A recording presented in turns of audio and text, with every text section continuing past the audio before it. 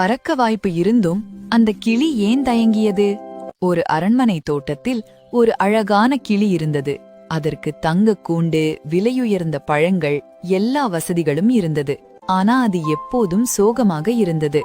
ஏன்னா வெளியே பறக்கும் பறவைகளை பார்த்து நானும் எப்போது சுதந்திரமாக பறப்பேன் என்று ஏங்கியது.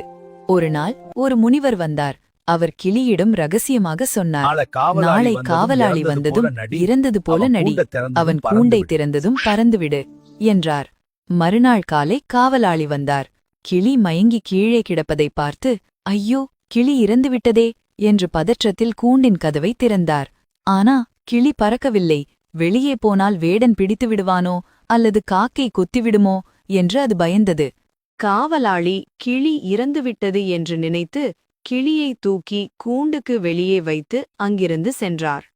சிறிது நேரம் கழித்து கிளி அருகிலிருந்த ஒரு மரக்கிளையில் அமர்ந்து மீண்டும் அந்த தங்க கூண்டையே பார்த்து கொண்டிருந்தது. அப்போது முனிவர் மீண்டும் வந்து சொன்னார், பறவையே, உன்னை அடைத்து வைத்தது அந்த தங்க கூண்டு அல்ல, உன்னுடைய பயம்தான். கதவு திறந்த பிறகும் அங்கேயே இருந்தால் நீ இன்னும் அடிமைதான் என்றார். அப்போதுதான் கிளி தன் தவறை உணர்ந்தது. பயத்தை உடைத்து வானத்தில் பறந்தது. நீதி: நம்மை அடைத்து வைப்பது சூழ்நிலை அல்ல, நம்முடைய பயம்தான். பயத்தை உடைத்தால் வானமே எல்லை. Download ShareChat.